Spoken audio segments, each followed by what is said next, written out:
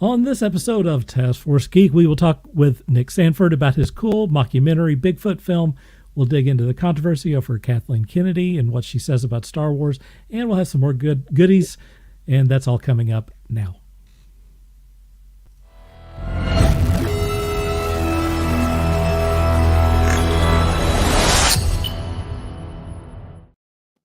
Welcome to Taskforce Geek. My name is Dark Cooper, and today I am joined by Walt.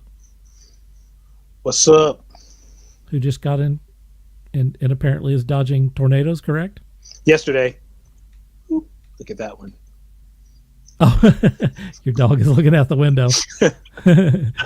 Get a rare visit here by Sydney. And we also have our guest, Nick Sanford. Welcome. Hello. And that right there is our crew for now. It's possible that one or two other people may join us. I've invited them. We had a couple of contributors drop at the last minute. So in any case, first up, what I want to do is a little housekeeping. Housekeeping. Housekeeping. Come back later, please. Housekeeping. Not now.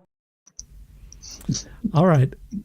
Next week on the show, we have the Cthulhu Invades Wonderland crew. That is going to be crazy. The last time I had those guys, I had about 5 or 6 people that I interviewed, and it was nuts. It may be that many again, or it may be fewer. I have to talk to them and see how many we have for that. But that's an anthology comic, and it's going to be crazy.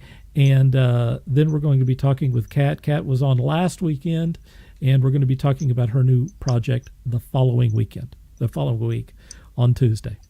So that's that. And next up, we have our feature presentation.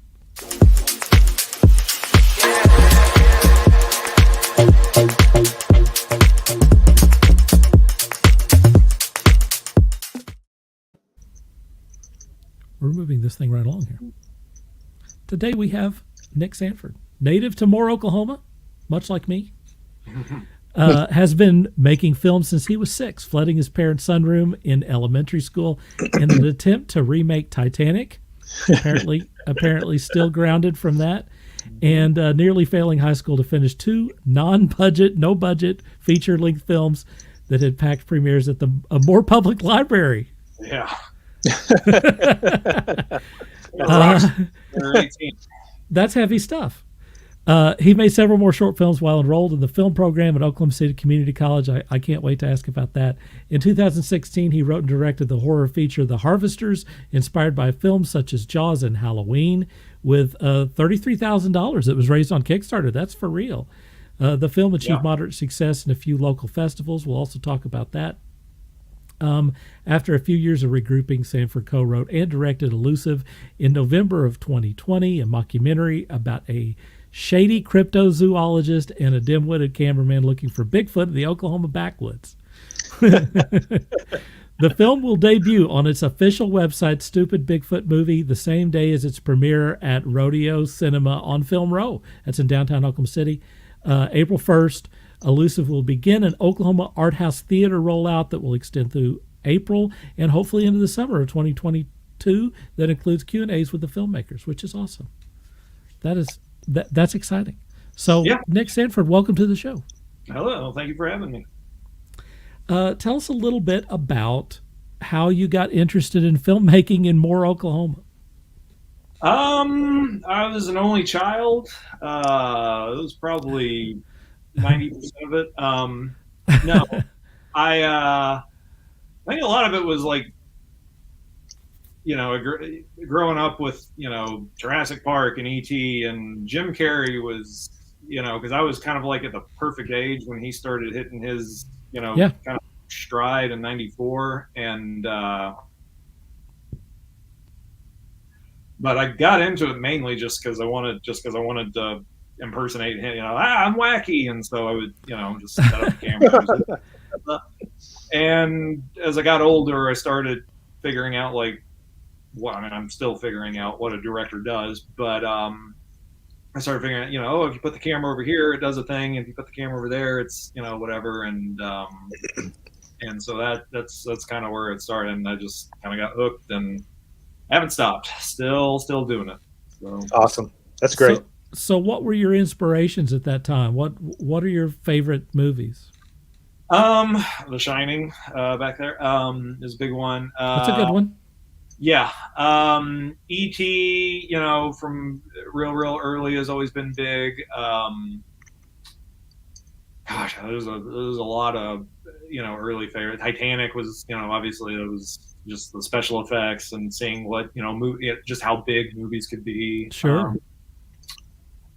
But yeah, and that's kind of when I was younger, I was just trying to emulate stuff. What I saw wasn't, there wasn't a shred of originality in any copy, and just rip everything off. There was not an original thought in my brain for many years, and I think a big one, kind of the turning point, was when I was 13. Signs came out, the M. Night Shyamalan movie, and it was this quiet alien invasion movie. I'd never seen anything like that, and it had this really weird philosophy, and there was just, being 13, seeing that, and obviously, because it was the second weekend that it came out, and so it was still a packed theater, and everyone was screaming and laughing and all this stuff. I was just like, whoa, I had just never seen anything like that, and that's really what kind of got me on the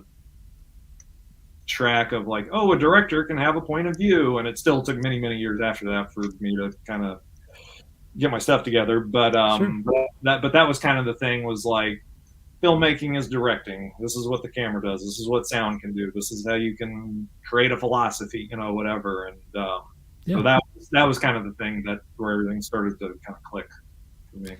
Signs was a big budget movie, but it's actually very small. I mean, it mostly takes place in that home. Mm-hmm. Yeah. Yep. You see some stuff on television, but yeah, the special effects are the stuff that you don't see. It's the sounds of, the aliens walking around outside on the porch and whatever. I mean, there's just a lot of it's all in your head, and that which makes for an effective thriller. Yeah, I mean, I was 13 and I was terrified, watching it. And and it still hits, as I grow up. I mean, it means, different things at different stages of my life. As I've gotten older, I've got a child now, and he had some medical stuff. So like watching that movie now, it's like, whoa, I mean, it just hits different. And especially after the pandemic and all that, and feeling like, being locked in your house. That's the way. I mean, that's the way a good movie is sometimes the way that it hits you when you're young. When you get a little bit older, you look at it a different way. Yeah, definitely. Like Alvin and the Chipmunks, you start thinking that maybe the father had some good sense. Yeah, maybe. He's not such a. Where did Steve was here and then he left? For me, with Alvin and the Chipmunks, is why is this guy with these 3 chipmunks? He's altruistic, man. Yeah. Nick, tell us a little bit about your time at Oklahoma City Community College. I think the story about Oklahoma City Community College as a film entity is very interesting. Yeah, it was, I guess, fall of 2010 is when I started there, and I never went. I mean, I was a terrible student. I almost didn't graduate high school, and I just went there for the film program and just taking classes and stuff like that. But yeah, it was, what's good about, and I assume it's still like that because I haven't been back there in many years, but just the technical stuff that you learn, how lights work and how cameras work and how data storage work, I mean, that's a lot of what I got, the positive stuff that I got out of it. And it was a really good program back then. I assume it still is, but yeah, it's a lot of hands-on technical stuff that a lot of other film schools don't really let you do. So, or at least that early, so. Let me tell a little story myself. I took a film at OU back in the early 90s. Oh, wow. And that was not a great program. Like the journalism department would hand, like when they were done with like film cameras or video cameras, they would hand that down to the art department, which is what the filmmaking department was, is pegged to the art department. And so we had the hand-me-downs from the, we didn't have great equipment in there, and we didn't have great instructors and stuff. Now, I went back to OU around 2000, and that was right around the time that Oklahoma City Community College started really coming on strong with their film program.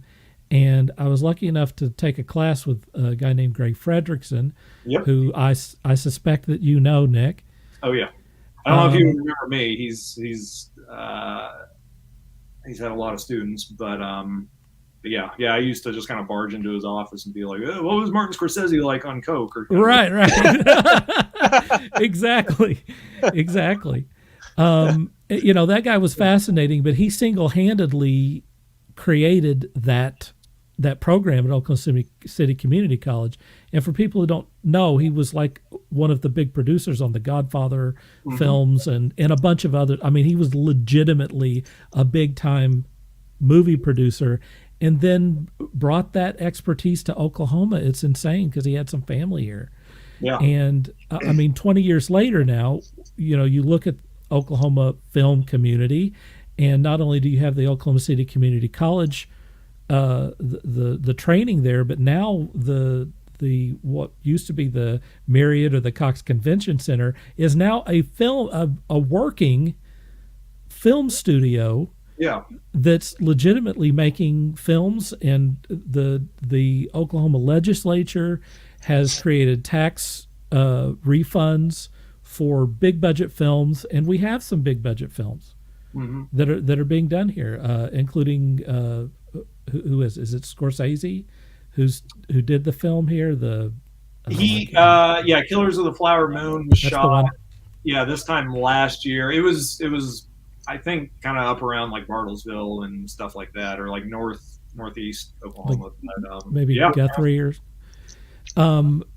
I know at one time they said that the biggest budget film in America was being filmed in Oklahoma because of COVID, and this is one of the few places that you could actually get something done. Yeah. Well, Oklahoma is also very large and sprawling and not a lot of people, so it's hard to, we're not really stacked up on top of each other, so, like they are in Los Angeles or New York, so. Or Georgia. Yeah. Right. One of the producers of Elusive, actually, he lives in Georgia, in Atlanta. He works as a PD there. I'd like to think that we're going to maybe become kind of a minor version of Georgia around here, or Vancouver. I hope so. Yeah, Vancouver. I'm pulling for that place. I hope one day someone shoots a movie there that's actually set in Vancouver and not trying to be someplace. Right. Yeah. At this point, if you know anything about Vancouver and you know just kind of how it looks and all that, it starts kind of popping up in movies, over and over. It's like, was in 14 movies last year too. This building. it's in every CW TV show. I'm about to say television series too. They're insane on that thing. Let me get Steve in here. Steve popped up and then popped out. Hey, Steve, how you doing? Hey, buddy. What's up, y'all? Hello. Not much. Thank you for joining us. Well, thank you for the invite. Kind of a last-minute gig there. We had a couple of people drop on us there. I appreciate you. Well, I heard Bigfoot and my ears went up. So, yeah, we're getting to that. You're going to love this thing once we can show it to you. Nick, tell us about Harvesters. Oh boy, Harvesters was a movie that we shot in 2016, and I was probably a little too young and immature to handle a feature film. I say immature. I made some mistakes on it that, just I had kind of an ego back then. I was a little cockier than I should have been, and but but it's still a film that I'm proud of. You know, when I watch it, there's a lot of, you know, I find value in it, even if, you know, it's got some flaws, but it was kind of my attempt, my very pretentious attempt at the time, to sort of deal with the 2013 tornado that came through more, you know, because you know, because back then, you know, you could set your clock to when, you know, some cataclysmic, you know, thing would wipe out like a quarter of the city or whatever. And I would always think like, why do we still stay here? Why, you know, and I was trying to process it, you know, it was a lot Good of question. My grandparents lost their house, you know, I mean, there's just a ton of, you know, I had a lot of connection to a lot of the damage there. And so just kind of looking at it objectively and trying to process it and all that, it turned into this thing called The Harvesters, which is, you know, it was kind of my attempt to do sort of like a modern day Jaws or Halloween or whatever, and so it's this kind of, you know, it takes place on Halloween Day in a small Oklahoma town, and there are these, you know, people are going missing and winding up dead and all that, and it might be supernatural creatures, might not, you know, you don't really know at first, and this journalist has to kind of go on the case and figure out, you know, what's going on and all that, and there's a lot of, you know, the problems with the movie, there's a lot of sort of mid-20s angst in it. You know, when I watch it now, I'm like, God, just chill out, everybody. This is a lot. There's already so much. You don't need to be, this extra about it as today's modern youth like. Right. But there's still a lot in the movie that I think, you know, I watched it it was around Halloween time, and you know, we got a cool atmosphere. You know, the camera department was really good. You know, the lighting and all that. A lot of it is you know, there's some cool stuff in it, and so just sort of and the music's great. You know, Jonathan Paulson, you know, our composer who also did Elusive, and then Andrew McDonald was the editor on that. He's also for you know, the editing and Harvesters is really good, but or I still think it is, but yeah, it's got some problems. But if you kind of, you know, have no expectations and just, you know, I mean, it's a first feature, you know, it is what it is. But yeah, I don't know. There's still a lot about it that I think has value. But also, if you don't know anyone who made it, you know, you're just going into a, you know, because it's got like 3 stars out of 10 on Amazon or whatever. I mean, it just got shredded when, you know, it started actually watching it. But hey, you know, you got a movie on Amazon though. I mean, yeah, I mean, it's something. It you know, we didn't retire off of it or anything like that by any means, but we made a movie, and by God, we put it out there. So I'm thinking 3 out of 10. That's right up my alley. Yeah, right. I mean, exactly. I'm anxious to see it. Yeah. If it's on Amazon Prime, I can watch it this evening. It was on Prime. I think you have to rent it now. I think it's like $3.99 to rent. All right. Last I checked, it could be different, but and done. You raised $33,000, which I realize in movie budgets that's not a lot, but that's quite a bit. That's quite a bit of money, you know, for a first time film. An unknown quantity. How did you raise that much money? That's pretty impressive in itself. A lot of it was Andrew McDonald, the editor. He also, you know, spearheaded a lot of the crazy ideas on the Kickstarter campaign. One thing that we did is called literal shout-outs. You know, if you put in $5 or more, we made a video every week where we literally shouted out your name, and we get more weird and creative, you know, each week out, and a lot of you know, and so that was a lot of work, especially for him. And then, you know, and a lot of the the other producers on the movie, I mean, they did what they could to push it and kind of get it in front of people. But Andrew was a lot of the brains of you know, making that campaign work, because we didn't think it was going to work you know, because it was about a month-long campaign, and you know, like 2 days before, we were still only at like 58% of the budget raised. Oh, wow. and we were thinking like, okay, you know, we were at a bar down because we were living in an apartment together at the time, and we were at this bar down the street, just depressed and trying to think like, okay, well, we can still, you know, maybe we can still make it this way and do that, you know, whatever. And by the end of that, we were like, no, we're going to do it. It doesn't matter. We don't need the money. We're going to figure it out. And then 18 hours before, it just started trickling in, and more, That's crazy. The higher it got, the more people were like, oh, it's, you know, and it was just this crazy thing.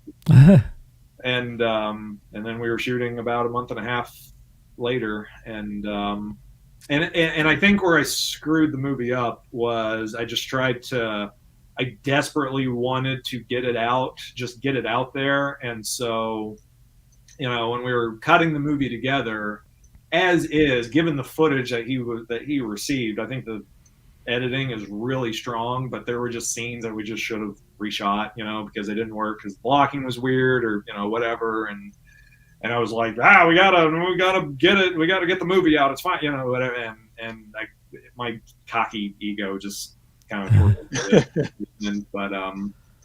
but again, all that being said, you know, I mean, it's not unwatchable. I think it's really entertaining. It's just when you watch, there's one too many like small flaws that kind of keep it from blossoming into what it really should have been, and that's 100% on me. But that's why it took another 5 years for another movie to be made. But yeah. Well, let's talk about that movie. It's called Elusive. Yeah. And it's just about to get its premiere. Mm-hmm. Tell us what it's about. So Elusive is about a cryptozoologist named Wayne Nicholson who's searching for the Bigfoot in the Oklahoma backwoods, and he has a cameraman or a documentary filmmaker who's following him along named Jimmy. They're both delusional in their own ways. They're both borderline sociopaths in different ways. And kind of, and all of the people that they're interviewing are not, don't seem like the most credible witnesses. There's a reenactment in the first 7 minutes of a threesome that this couple claims to have had with Bigfoot. And okay. That's how the movie and it doesn't get any easier for them after that. And then, they finally just go into the woods, and, they're going to find Bigfoot, and a lot of things happen. A lot of reveals, a lot of, it's for as stupid as the premise is, it's a pretty layered and complex, story by the end of it. But a lot of it was, it was at the beginning of the pandemic. We were almost had something else made, or we're starting to get a much bigger budgeted project, and we were just kind of starting to we were kind of starting to find people that were interested in giving us money and all this, and it was kind of starting to take off a little bit. Then the pandemic hit, and we were like, well, that's not going to happen for several years now. And we started thinking, well, what's something else that we could do? And there was this short film that I made of Elusive many, many years ago. And that was actually the first thing that Andrew McDonald, the editor on this, was the first thing that we worked on together. And it wasn't a perfect movie. It was basically, I wrote a loose outline, and I was like, we'll do a mockumentary, and I'm gonna have a bunch of really good improvisers, and we're just gonna improvise, and all this. Yeah. Editing, just something to try. And there's a lot of really good jokes in it, and the actors, were really, really good, but it just didn't quite work. And when we were, when it was all said and done, we were kind of taught, Andrew would always mention, man, if I wish I could have been in, the conceptual level, because he came in way after the fact, after I'd already shot everything, and I was having problems with editing. And so I called him and said, hey, you want to help? And, but he always said, man, I really wish I could have, if we ever do this again, I'd like to be in on the ground level, because he's a really talented writer as well. And so when the pandemic started, the other thing wasn't going to happen. We were like, what's something we could shoot this fall for super cheap? We'll shoot it in a week. It'll be mostly outside, so we won't, have to worry about people getting sick. And, we figured out a safe way to do it. Yeah. And, once we figured that out, I called Andrew and said, "Hey, let's do it." And so we finally got to kind of do the thing that we wish we had done, almost a decade earlier, which is, everything from the ground level is, creatively was kind of both of us, and also I had just become a father, and not to get weird and new agey about it, but my son was born in late February of 2020, and wow. So figuring, there's a reason that the main tagline for the trailer is "Come for the Bigfoot jokes, stay for the father issues," because that was just a wild time to.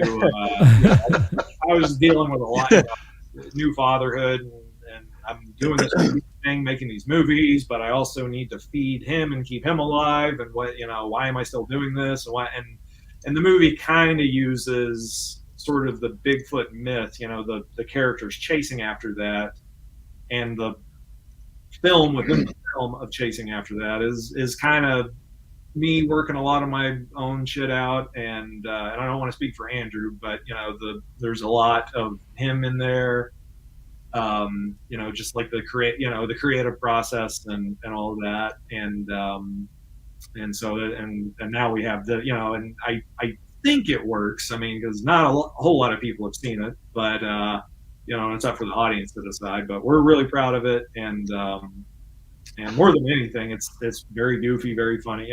We just, that was another reason that we wanted to make it in the pandemic, is we were like, the next few years are going to be pretty shitty. Let's just do it. My question was going to be, was it easier or harder to do, because of COVID? Because, I mean, in some cases, people had time off and stuff because of COVID. Yeah. So it might have been easier. But it sounds like it actually kind of guided the way that you wrote and did the film. Yeah, and it does, there is one line in there that indicates that the movie does take place at the end of 2020. And I don't want to ruin the joke, but there is a, we do reference it, but it made it really difficult. It was really the last. Okay, so I don't know if you remember Apollo 13, but there's a scene in there where they have to kind of reorient their trajectory, because the way they're coming in, to the Earth's atmosphere is, if they're too steep, they, burn up, and if they're too shallow, then they bounce off the atmosphere. And so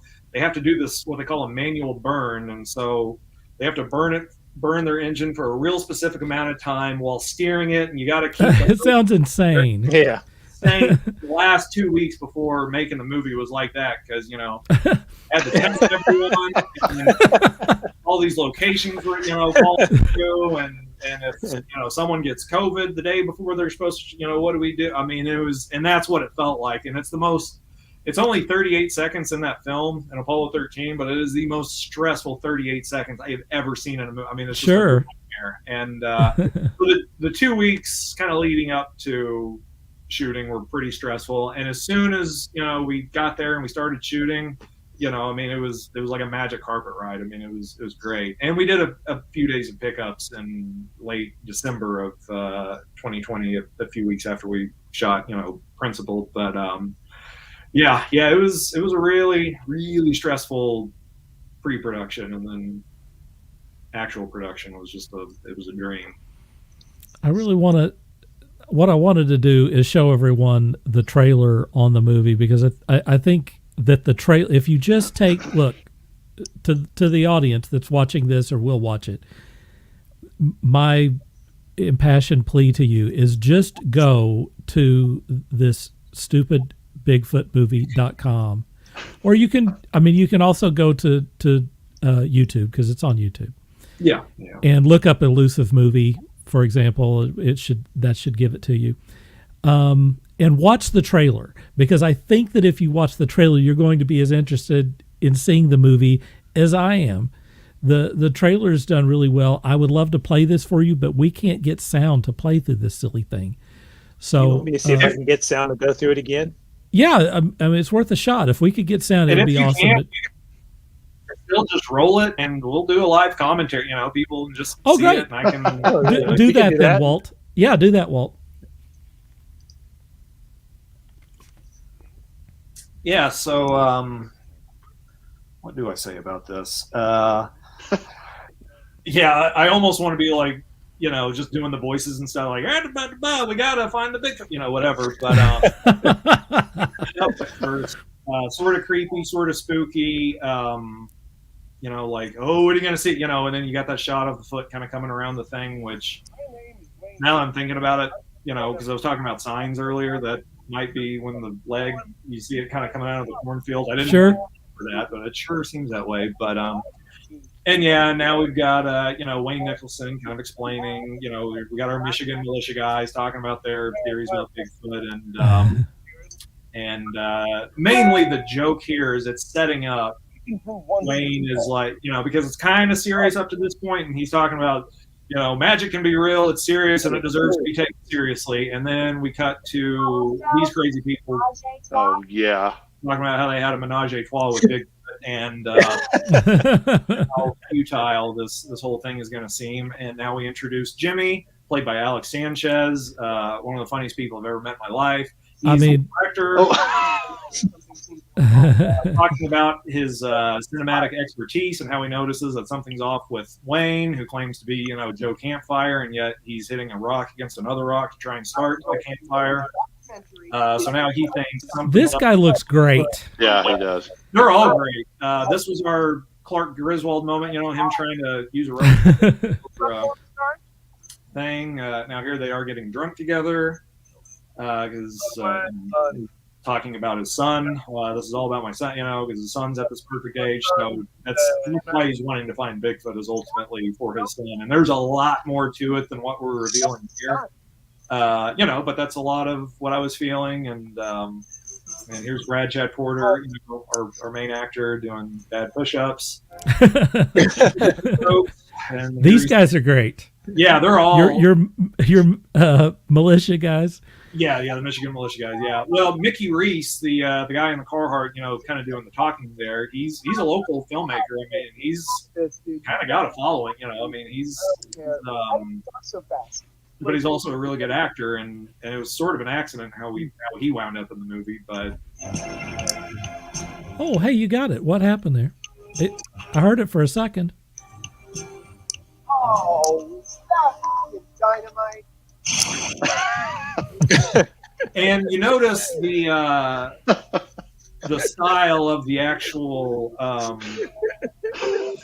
the title itself, like the logo, is kind of seems Unsolved Mysteries as yeah. That was a big part of, especially because when we started writing it, I wrote pretty much the first half of it, and it was just the first draft. I was just sort of getting ideas out, and here's sort of the basic structure, and I handed it off to Andrew, and we both knew aspects of how the whole thing should end, but I said, you take it, do your thing with it, and go nuts. And he's the one who really made, especially the first 30 minutes of it, sort of play a little bit like an episode of Unsolved Mysteries, because in our brain, the main character, Wayne, has hired this, documentary filmmaker and probably said, make it as much like Unsolved Mysteries as you can, because that, when he was younger, that was the big thing, was Unsolved Mysteries, and that to him is like the high bar of what, great documentary filmmaking is. And I grew up on that show, and a lot of us grew up on, like Robert Stack and sure, yeah. Sure. In fact, I was watching reruns of that the other day. So Netflix did a sort of a reboot, a year or two back, but it was just a stupid bullshit thing. There's no host. It's not the same thing. Yeah. Right. And I'm all for that. And I don't know. It almost does. It almost feels gross now when they try to do the Unsolved Mystery thing now, because it's like, here's a real person who never got seen again, and their loved ones are traumatized forever. And it's like, why am I watching this? Right. It makes you sad. Yeah. Back when Robert Stack was doing it, it was like this cool, kitschy thing, and and I guess our morality was a lot lower back then, so we just didn't care as much. We just right. Life was cheap back then. Yeah, it was. Plus, it was Robert Stack at the voice. The voice. Yeah, well, big part of it. Yeah, and I recently watched this old Douglas Sirk melodrama called Written on the Wind, that Robert Stack is in, and he might have gotten an Oscar nomination for it. I don't remember, but it's weird, because I grew up with, the guy in the trench coat walking out of the fog, and right. there's a UFO over, whatever, and it plays like this, alcoholic, oil baron, crazy person. But he still has. So, the guy was born 80. I mean, it's just nuts, Right. Presence that he had, but there was still no better Unsolved Mysteries appearance than that, which when he did his cameo in Basketball. Yes. Oh, God, Yes. yeah. Leslie Nielsen was that way for me. He was doing all that Airplane and Naked Gun and all of those sort of things. And then you see him like in the 50s and 60s, and he's like a real serious actor. He's like in Forbidden Planet and stuff. It's fun. Yeah, it's weird. And then like 50 years later, he's in Scary Movie 3, and he's watching an alien finger pee into Charlie Sheen's mouth. Right. I never thought I'd hear the term serious actor and the title Forbidden Planet in the same sentence. There it is. Right. That's a classic, man. Well, but I'm not denying that, but then that was a serious movie, Yeah, I still take that movie seriously. Yeah, I watched it fairly recently and for the first time, and it's got some oomph. I mean, there's some stuff that's dated about it, but it's dated, but I imagine if you were watching it in the 50s, though, how much it would have blown you away. Oh man, yeah, that would have been brilliant. But seriously. Seriously though, where's my DeLorean? Seriously, for me, that since we're off on a tangent, which is what we normally do, if you didn't know this, Nick, the special effects in that movie for its time blows me away. They still look cool. I mean, the matte paintings, totally. All the especially if you watch it on Blu-ray. I mean, this looks, and I think it was shot on. I don't know if it was Technicolor, but it was like one of those, mid to late 50s, crazy, extravagant, filming systems or whatever. But it, I don't know. It look, and there's a lot of, I was talking about Titanic. I got a Titanic poster that I'm looking at right there. But movies that use practical effects in some ways, like models, but then, because like Titanic was kind of at a perfect spot, because a lot of that stuff was like miniatures and models, when the ship's, breaking in half and all of that. But they used computers to integrate it better than what they had like in the 50s and 60s. So there was kind of like this really great sweet spot of, because when you watch it now, the stuff that's, like clearly all CGI just doesn't really work. But most of it is some sort of blend of, practical and miniature and these models and all these different things, and then they use computers to blend it like seamlessly, so when you watch it, it's like, holy shit, this ship is actually breaking in half and falling on these people, or whatever. Right. Yeah, right. And then we kind of like moved past that, where it's like all computer now, and it just doesn't really have the same effect. Too much computer. Yeah, there's a lot of model stuff that's still, I mean, Independence Day, like the ships and stuff coming out, I mean, that still looks really blowing up the White House. It does. Yeah, because it's all models, and you use a little camera trickery, and you don't, the audience doesn't know the difference, and you use modern computers to blend it together, and it just, I don't know, it just works better. But damn, you rolling, go look at 2001 and tell me that isn't still almost 100% perfect. That I mean, that's all practical effects, and it's still stunning, and it still looks real. Yeah, the ship going to the space station never, ever, ever ceases to amaze me. I mean, the whole movie never ceases to amaze me. It's beautiful. Yeah, I was really lucky. Back in summer of 2018, when they did the 50th anniversary 70mm re-release, I went down to Austin to see it on 70mm, and I think I wanted to do that so bad. It was very much worth the trip. It was, true trip. It felt like drugs walking out. I imagine. I've always wanted that. Yeah, I've always wanted to see it on the big screen for exactly that effect. Yeah, and I've seen it projected digitally before, and I'm about to go on my one of my obnoxious Tarantino film is better thing, but beat. That's welcome here. Yeah, it just seeing it on 70 projected like that, with the Restored. I think the theater, and it wasn't restored. They didn't do any. They went back to the original. They called it the unrestored version to just. Wasn't it Peter Jackson that? Christopher Nolan. Oh, Christopher Nolan. Okay, Yeah, right, yeah. right. Thank you. And in the sound, because the way they had the sound set up, I think it was the original 6-track sound that they would have had in '68. How most people would have heard it, and it was ear blisteringly. I mean, it was because really.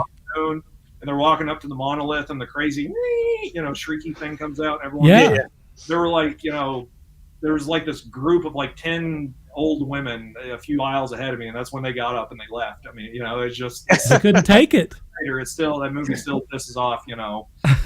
That's awesome. It was great. It was one of my favorite theater going experiences ever. But yeah, I got to see that in '70, and then The Shining I got to see in '35 in Dallas a few years ago. And I think those are the only two Kubrick movies I've actually seen on film. But that's awesome. Yeah. You see that at Alamo Drafthouse? No, it was at the Texas Theater. Oh, that's right. Okay. Yeah, it was. I think it was December of 2015. Yeah. I remember that happening. I just couldn't remember where that was. Yeah, well, I'm sure. I'm sure the Draft House played that as well. But and I actually in 2012 they did their Summer of '82 series, the Alamo Draft House, and so they had film prints of all the movies that would have played in 1982. Oh wow! Oh wow! And Conan and. I went down there specifically to see E.T. and it was a print from the '80s that is what they got their hands on, and it was something. I mean, if I could have lived there, I would have been there every weekend. Just because Star Trek II. I would have loved to have seen both of those, Star Trek II and E.T. Yeah, on the big screen again. Yeah, I mean, Blade Runner would be a great one to see. Oh hell yeah! Close Encounters. I've seen Blade Runner several times in the theater, including when it originally came out, but also, the restored version and the most recent version. They had a double feature before Blade Runner 2049. Oh yeah. They played the original Blade Runner, and it was the director's cut, which is pretty nice. Yeah, very cool. Yeah. Yeah. All right, I'll watch that every time I can. I have one elusive question here. Yeah. Let me also say that Michelle says that Elusive looks like a fun movie. Yeah, thanks for it really does. Thank you. So, in the on the website, where if there's a theatrical trailer and there's the photo of the main character, is he meant to look like Ted Cruz playing in cosplay? We didn't. Made that joke at some point because when you said that, something kind of clicked in my brain. Yeah, he looks from that angle he does look a little bit like Ted Cruz. I don't think he's murdered as many people as Ted Cruz has. Well played. Well played. I just had to ask because both me and Steve down here live in Texas, and Steve's also in Dallas. I got to be honest. Okay. I didn't actually make the connection, Walt. I'm pretty impressed with that. But now that I'm looking at it, I'm like, you can't unsee it. You can't unsee it. That's totally Ted Cruz. You can't unsee it. Is this? Do you know? Yeah, that's our editor right there. Say hi. Hey, awesome. Before or how after you doing, Mexico Andrew? trip. Hey, if Andrew would like to be on here sometime, I'd love to talk to him about editing. Seriously. I'm about to say, kick me off here. Get Andrew on here. Yeah, or members of your cast or whatever. I mean, we'll do another. I mean, seriously, if you're interested, be happy to talk to them too. Get the whole cast on here. That would be cool. Yeah. So we're definitely referencing post Mexico trip Ted Cruz then. So Andrew says Ted Cruz looked like that after we made the movie. There you go. And then he says, "You know what? Hello. He is." And he'd like to be on the show. Great, seriously, let's have you on here. I'd love to talk to a film editor. I love film. You know, we were talking about things from the past. He's a very you know. good film editor, and he's a lot more. He's a lot more. What's the word? Competent speaker than I am. He's but he'd be a good. He'd definitely be great to have on this. He speak word well. He speak word well. Yes, much better than me. I get rambling. I get I don't do drunk. Like I said, that I always stoner. I don't mean to, but I just can't. Hey, this way, well, what's our place? And editing is one of those things that doesn't usually get the recognition that it deserves in filmmaking. And if you don't have good editing, you don't have a good film. It's amazingly important, and it's one of those jobs where you're kind of sitting in the studio in a room by yourself, for long hours doing the work. And I think it'd be a lot of fun to talk to someone who has done that work and get their perspective on things. Sure. Yeah. Andrew I says, haven't even seen the movie yet, but I've just ordered a Bigfoot Loves Corn Nuts t-shirt. You did? I was going to talk about the merch. Yeah. You've already ordered something, Steve? Maybe. You might have had you might have had Nick up on full screen, and I might have done it while Andrew says he does like to talk. You're going to fit in well here. Let's put this back up again. Let's see, how do I do this? Those are shirts. Hey, how about some merch, folks? Hey, you know what? Get over there and help support this thing. I ate a lot of corn nuts, so I need StupidBigfootMovie.com. So I'm a merch hound, so when I saw the tab, I was like, I'm on this immediately. What's the thing that you got? Was it a shirt? Yeah, at the very top. There you go, right there in the middle. Right there? Yeah. There you go. Bigfoot loves corn nuts. I'm really afraid that I'm going to spoil something in the movie if I ask, so I won't. Let's not spoil stuff. Yeah, no, I'm going to hold out and look forward to that moment of the movie. Yeah. Well, the Bigfoot is it in reference to the line "Bigfoot loves corn nuts"? Yes. Well, okay, so that line, and it's pretty early in the movie, we kind of preemptively decided that, and especially the way the actor, Mickey Reese, the way he delivered it, we sort of preemptively decided that is our I See Dead People, and to get ahead of that, we're like,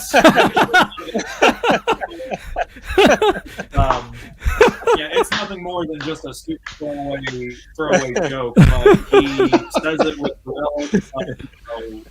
early Twitter Bruno. I'm into it. He makes Absolutely. That's great. That's awesome. So yeah. That is Do you know Steven? Nick? He's one of the producers. Stephen Patchen. Nice. Man, we got the whole group watching here. Look, let's get these guys all on at the same time.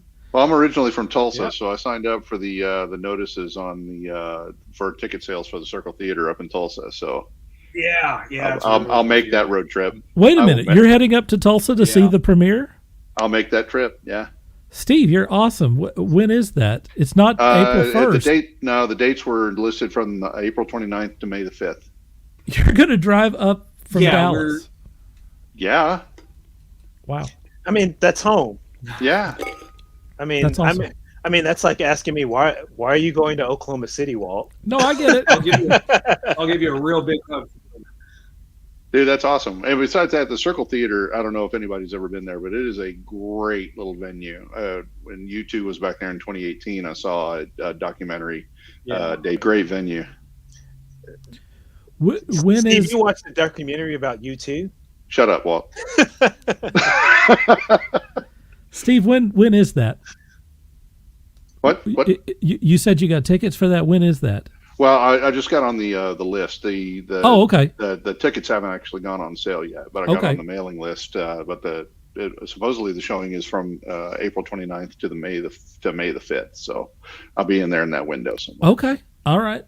Very cool. Maybe we ought to talk about a road trip up there. So Yes. Yeah, we should go up to Tulsa. that sounds fun. I'd love to see I'd love to see it in a theater. That would be cool. I mean, it's going to be great theater. It's on April 1st. It's going to be at Film Row in Oklahoma City. Yeah, it's Rodeo Cinema on Film Row. If you are planning on going there, don't type Rodeo Cinema into your GPS because it'll take you to the other place. It's at what used to be the Paramount Room. Okay, yeah, they just redid that. Yeah, it's like the last standing like theater from like the time of like the 20s and 30s when there's a lot of film stuff, happening. That's why it's still called Film Row, and that's like the last, kind of surviving theater. And it still feels like, because it was a screening room, I think, for like executives or promoters or whoever needed it. And so it does have that, it's like a really long room and kind of thin the way a lot of those older theaters are portrayed. But it's great walking in there because it's like, this, they were probably watching early unfinished cuts of like Wizard of Oz here, and now 85 years Yeah. here a movie has a Bigfoot threesome in the first 5 minutes. There you go. What's the runtime of Elusive? It's like right at 90 minutes or maybe 93, something like that. That's I should awesome. know. Yeah, it's right at an hour and a half. Can't wait. Andrew says, leave it to the producer to chime in about the merch sale. Yeah. Well, yeah, we're trying to hustle some merch. It costs some money to get it up and go. This whole thing is Sure. all of us so much more money than we probably thought it would at the beginning. But You didn't run a Kickstarter this time. it's do it. You didn't run a Kickstarter this time? Nope. We all just were like, what's stuff that we can, throw in or, throw in the cash ourselves just to kind of keep it going. And so now we're going to find out if it was all for naught. But let me say, for those who haven't seen the trailer, and again, I apologize, we don't have the sound for it. One of the things I want to mention is that the cheapest thing to do is comedy, right? But it's also the hardest thing to do. comedy and horror, there's a reason there's so many low budget comedies and horror films, and they're weirdly connected. But yeah, Sure. you can also go for cheap, and that was kind of our mindset was when we decided to do this was what's something that we can beg, borrow, and steal for, and all of that, and not have to it's not like it takes place in New York City and it's about this old grizzled cop who's going to take on the Right. it's just something that we can shoot in our backyard. And What I really want to underscore, though, I mean, I haven't seen the movie, but I have seen the trailer, and it's funny. Yeah. I mean, it's not easy to do comedy. It's really not, and you can tell that the comedy in this lands, and that's impressive to me, and it makes me want to see the film.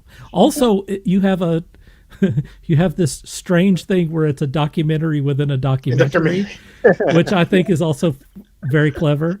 well, that's kind of scratching the surface of what because what you see in the trailer, I mean, it's really just kind of barely hinting at what happens in the first 30 minutes. I mean, ultimately it is about my son, whatever, but plot wise and all the reveals and surprises and all of that, it's what you're getting from the trailer is a very limited view of the movie, which we were kind of worried about at first, holding our cards back so much. Oh God, as a viewer, what drives me nuts is when I'm 90% of the way through the movie and I'm still thinking of scenes that I saw in the trailer that haven't come up yet. The recent Batman movie did that. They had some scenes that they showed in the trailer that were literally in the last 10, 15 minutes of the movie. And it's like, I know that's coming up, so I know what's happening here. I mean, I probably pay too much attention to the trailer and I'm too much into it, but by God, just, get my butt in the theater and then let me enjoy the movie. Don't give it all away. I really try hard not to watch trailers anymore. I really try hard just because I want to be surprised. Yeah. Speaking of that, I like that's one of the things I like about Marvel is that you'll see a trailer and a scene will come up and it's that scene, but it's different. They have, Marvel has now gotten to the point where they lie to you in their trailers. Yes. Which Well, I don't mind. I say I don't don't mind. watch trailers, but how can you deny the greatness of a movie that tags itself with the story of sex, love, and Sasquatch? I mean, come on now. Hey, a shell says that it would be fun for us to go up to Tulsa. We got a caravan that's Go live forming on here, Tulsa folks. time. Let's go live on Tulsa time. it could be a Taskforce Geek road trip. Hey, we could do some interviews with people up there and do a kind of a premiere thing. Tulsa's a cool town. I'll record interviews on my iPhone. No worries. Andrew says that it's the film is 93 minutes with credits. Yeah. Well, and the credits are about 14 seconds. There's not a very small credit. That's kind of what I wanted to talk about next. Is could you talk a little bit about the cast and crew and what was a typical shooting day like?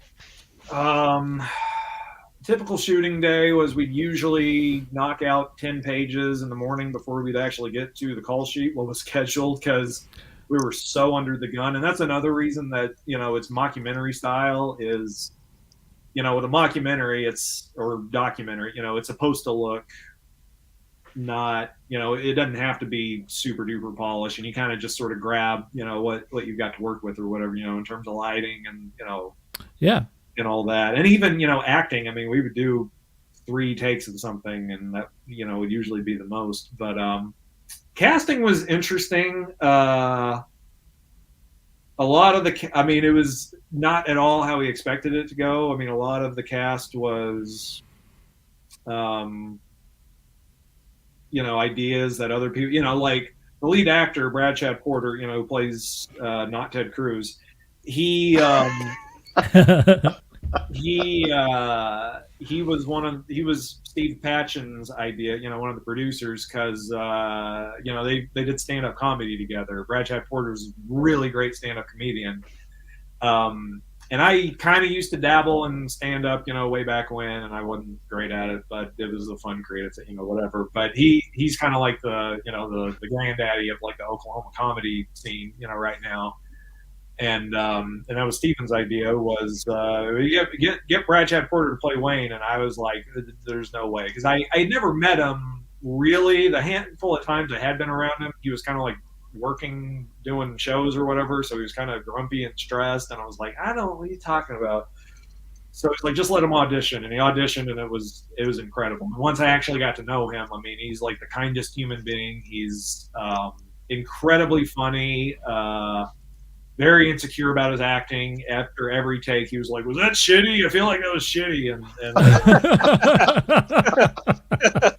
that's just how, but he has a his performance is really, really, really special in the movie. And without giving anything away, I mean, it gets pretty dark at points, and but man, he's just so damn good.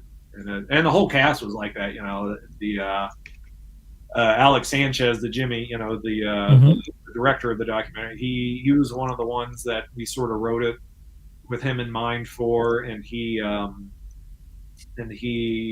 was able to do it, which we're really thankful for. And he's equally great in it for all of his own reasons, because he kind of has some sociopathic tendencies, and the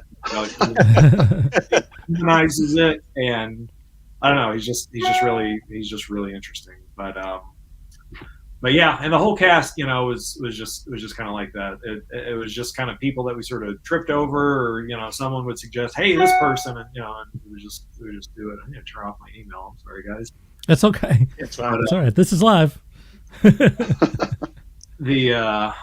just got the order that you just made the shirt. I just saw the nice thing being up on my computer, but yeah, and a typical shooting day, we would maybe shoot, 15 to 25 pages, which is incredibly fast, but it's supposed to be fast and loose and all that. So we shot it, really the last day was kind of the hardest, just because it was all of the finale stuff, and it's in the woods at night. It was the middle of November, so nights were starting to get really, really cold, and yeah. it And even then, I mean, it still wasn't just like a nightmare. It was just a little hard, like, come on, guys, we gotta push through. But everyone did great. Did you actually shoot in LaFleur or McCurtain County? Where is McCurtain County? That's way southeast. That's Broken Bow area. Oh yeah. No, we didn't. I've been there a few times on family trips in Broken Bow, but no, it's like too pretty down there because it's like these really big tall trees and it's gorgeous and majestic, and we just kind of wanted it to look the way it looks more in central Oklahoma, which is just sort of, I mean, it was still, because we shot it like the perfect week in fall where the leaves were really starting to change and and they were, every little gust of wind, there'd be like these leaves swirling around, and it is pretty, but, we wanted it to look kind of, just, sort of the more weird, spooky, all the twisty, tree, kind of like when they're in the woods, like in Texas Chainsaw Massacre or something. That's what we wanted the woods to look like here. And so yeah, and it was still pretty close to Oklahoma City where we shot. I mean, we didn't have to go very far to find, like the perfect little patch of land. So I was just curious. The Oklahoma claims to be Bigfoot Central, of course, and I love that. Of course. I love that. Love that. Especially down around Broken Bow and Wichita and all that. Wichita is basically Bigfootville. I mean, absolutely right. It's ridiculous. It is. We've been like aggressively marketing down there, trying to get people, interested. Because Bigfoot right now is just, and it was kind of an accident, but because we were remaking something that we had made, years and years ago. But right now, it's like you throw a rock and you hit a car with a Bigfoot bumper sticker on it. It's like such a big part of the zeitgeist right now for whatever reason. And in kind of a meta way, the movie sort of goes into why that is. It's a story about storytelling in a lot of ways, and why you need myths and why you need this and that, whatever. And I mean, it's still fart jokes and 69 jokes and all that, but there is sort of this weird culturally right now. I mean, God, Bigfoot is just everywhere, and so we're kind of, we were lucky that we made the movie when we did. Hopefully, we can kind of ride that zeitgeist coattails, a little bit. But if it turns out to be a big hit, I've already got your sequel idea for you. So what's that? So I don't know if you know about the supposed giant octopus in Tin Killer. Oh yeah, I haven't heard that one. I should. Yeah, I've heard in Lake Tin Killer. You could have the Bigfoot versus the it's giant like a red octopus or something, isn't it? Yeah, exactly. Yeah. And which I'm fascinated to know how anybody knows there's anything in Ten Killer, because you can't see anything for sure. in Ten Killer. That's the thing, So, but I just throwing that out there. You can, if you want to give me a credit for it, you can give me a credit for it. I was fully prepared for you to throw me under the Bigfoot bus there, Walt. No, actually, no. You would be. You're the one. I think you're the only one here in this little group that's been noodling. So I don't know what you're talking about. You're a lot braver than I wouldn't. Yeah, I'm not sticking my hand in any fish's mouth. Come on, it's fun. I'm out on that. Hey, I'll go one further. I'm not sticking my body in any of lake water. Yeah, heck with that. I've been in a lake in like 10 years. Once I started these things are disgusting. Why do you? Yeah, yeah. They look at them. I like to sit on the shore and the pretty lake. And I haven't been in one in almost 30 years. Never mind. I used to go noodling in the Illinois River. If that tells you anything, that thing is disgusting now. Yeah. And ever since the what is it, the brain-eating amoeba, I definitely stay out of lakes now. Yeah. I'm good. I don't have much left for it to eat anyway, so let's rock and roll. Yeah. Nick, who did your trailer? That was mainly Andrew. It's awesome. We great trailer. Yeah. I wrote a script for it, like a real loose sort of outline, because he was, he's been really under the gun, with just just all the stuff that he's been organizing, just the movie Sure. itself. And I didn't want to just be like, hey, cut us a trailer and it's only our entire marketing campaign that's hanging on it. So Right. Right. So I wrote, a loose but still structured outline saying, hit this point first, almost like a little short film, like hit this point first. This is what we're trying to communicate, blah, blah, blah, and sent that to him and said, do with it what you will. And, I'd say half the trailer is kind of what I had written down, but he, his great editing brain, he finds all sorts of, different avenues, different ways of doing things and all of that. But so, I mean, it was kind of, and I think there's really only like 3 cuts of it that he did. He sent me the first one and it was 90% there, and I had a few notes, and the next one was 98% that, and it was easy for me because, I didn't have to do any of the actual work of editing it, but and trailers are weird, especially for this movie. It's a weird, because we struggled for the whole time we were making, like, how do we market this thing? What do we, and I think we're starting to, I think we've kind of found, how to do that. But yeah, it was kind of tricky. I mean, we kind of put this big full trailer, we didn't put it off till the last minute, but I mean, up until I started, writing that thing, I didn't know really how to communicate this at all. And, but I'm really happy with the trailer, and people seem to be enjoying it. And it's hard, because especially a movie like us, we're not Warner Brothers, we're not the new Batman movie or whatever. Right. We really have one shot of trying to get in front of people instead, or else they're gonna Jurassic Park, or whatever. And so right. we really need to get into that basket. But I think that the film takes some explanation, and you also, like I said, you also want to show that it's funny. Mm-hmm. I think it really landed on that. I think it was a complicated trailer, and I think you did it. Well, That's why I keep mentioning it. I just think it's really good, and I really want to encourage everyone to get over there and see it. I got to think that after shooting a movie and editing it, et cetera, that actually building the trailer for it has got to be the fun part.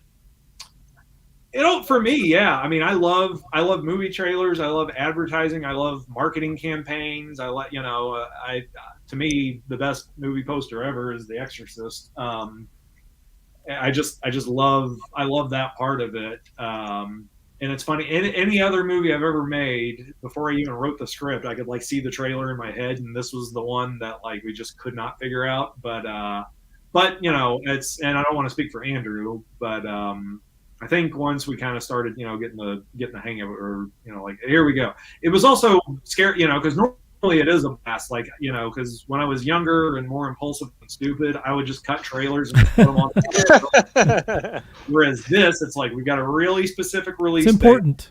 Really specific rollout strategy. We're a bunch of no names. No one knows who we are. No one knows anything about us. They will have to work, and if it doesn't, we're not going to get another chance to get in front of people. And so it was, it was a little sharp. But yeah, but I just love movie trailers. I love the structure of them. I love a movie trailer that goes bonkers at the end and throws all this stuff at you and all. I'm a big fan of all of that. And when it's all hanging on you and all your money, there's a really small group of us that are making this thing. And so, there's been a lot of phone calls saying, do we do this? Do we do that? I mean, so much of this movie has been put together just phone calls, but because we're all so spread out. But the answer to do we do this is always yes. It was a lot. Yeah, I mean, well, and even unless it involves kicking puppies, then Well, of course. Thanks. But yeah, I don't even know what I'm talking about anymore. Andrew says, "Yay! Thank you for the kind words about the trailer. You're welcome. I wanted to make sure that the trailer got the attention that it deserved." Yeah. And he said, "Very collaborative process with Nick. Basically, what he's describing right now." So he's giving you props. You're doing a good job. No, yeah, it was he hits the buttons, and he has to think of the stuff that And again, when you can have him on here, I mean, you can look for a little bit more. But seriously, love to have the crew I or always- the cast or whatever. I always try to make a point, because editing is just the most, it's easy to forget about, even though it's like right in front of you and it's easy to take for granted and all that. But for viewers and all that. But yeah, so I always try to shout that out as much. And producing too, the producers on this, I have done some producing on it, but the two like producers. They've gotten their asses kicked all over, getting this thing made. I mean, everyone, Andrew, the editor's gotten his ass kicked, getting it made. The actors, it wasn't easy. I mean, it hasn't, everyone really brought their A game, and they really, and so I don't know how to succinctly shout out everyone all at once. Right. Like robot, but yeah, I mean, everyone's is great. Yeah, so. Editors, producer, specifically because you never see them. I want everyone to know, how hard they've all worked. And Yeah, I think it's I'm good to give safe them in credit. volunteering all of us for cameo roles in Elusive 2. we'll make it happen. You Let's. get eaten by the 10 killer octopus. That's perfect. Or a giant killer catfish. I like it. Nick, tell us about the rollout. Where can people see this, or go to the website? Yeah, so it will be available on the website starting April 1st. You can watch it, rent it on Vimeo for $4.69. I think, yeah, I'm a piece of shit. I fought. And it looks confused, because you look at it, you're like, that's not a real price, because it's always like $4.99, or whatever. But I was like, right. Make it $4.69 because I'm a child. But and I North think, Texas area code. I think you can stream it infinitely for maybe $9.69, whatever that price is, and then. But then the theaters, like I said, it's premiering simultaneously at, Rodeo Cinema on Film Row in downtown Oklahoma City. If you're in the Oklahoma City area, 701 West Sheridan, GPS, the Paramount Room, it'll take you right there. It's on the corner of Lee and Sheridan. This really cool old theater. We've got two show times, opening night, a 7:30 and a 9:30. The 7:30 is basically sold out now. I think there's like 5 tickets left for that. The 9:30 has started filling up. And then we've got a 7 o'clock the next day on Saturday, April 2nd. And it's, tickets are starting to fly for that as well. And they will add more show times, when we get a little bit closer. But yeah, and I really encourage people to try and see it in a theater if you can, just because. Sure. Comedy, I love movie theaters. Comedies are meant to be seen, with other people. And I get the modern day criticisms of, movie theaters, because a lot of the, like Regal and AMC, they're these corporate things and no one cares, and they're just, trying to, make as much money as possible. But like, the really cool, and and go to any movie theater, because theaters are in such dire straits right now as it is. But like these art house theaters and all that, you find a lot of, Jurassic Park's going to be fine, Batman's going to be fine, but there are smaller movies that that I think are important to see in theaters. I saw The Worst Person in the World at the Paramount Theater a couple weeks ago, and it was a really cool experience. It's this weird foreign movie that has all this weird shit in this weird little theater, but it's very electrifying. I've come to discover a lot of great films watching them at home. That's how I've seen probably most of my favorite movies. That is a big part of it too. But where you can, I think seeing something in a theater with a group of people, especially a comedy like this. We meant for it. It's supposed to be like this communal thing.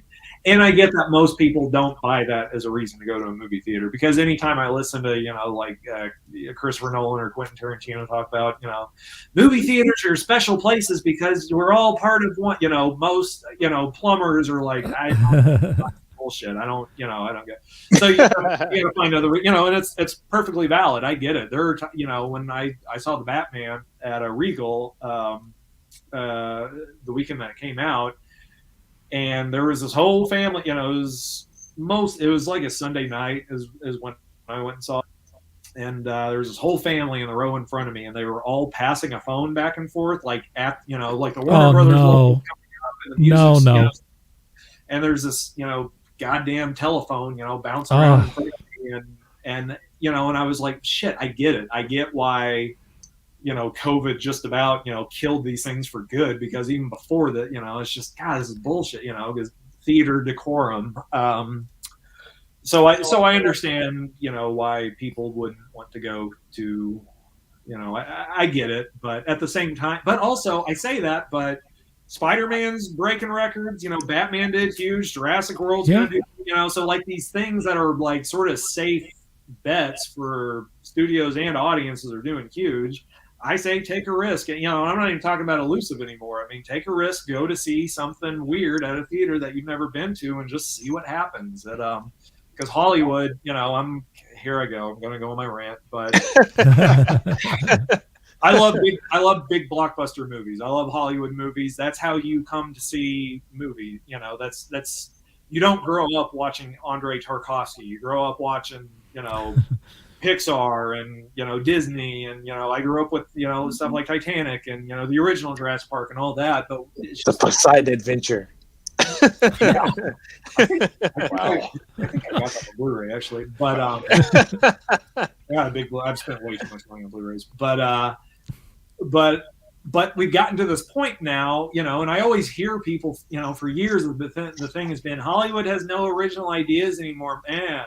But you'll, spend 4 hours and $50 watching all the live action Spider-Man actors that have ever been on screen to get, it's like, vote with your wallet, go out and see something cool. And for me personally, I'm just getting a little tired of Hollywood trying to sell my childhood back to me with, do you feel all this when the original actors from the first Jurassic Park are in, and it's numbing. I just don't, it's like, we've done this. Because the thing about all those blockbusters that we grew up with, Raiders of the Lost Ark was an original film.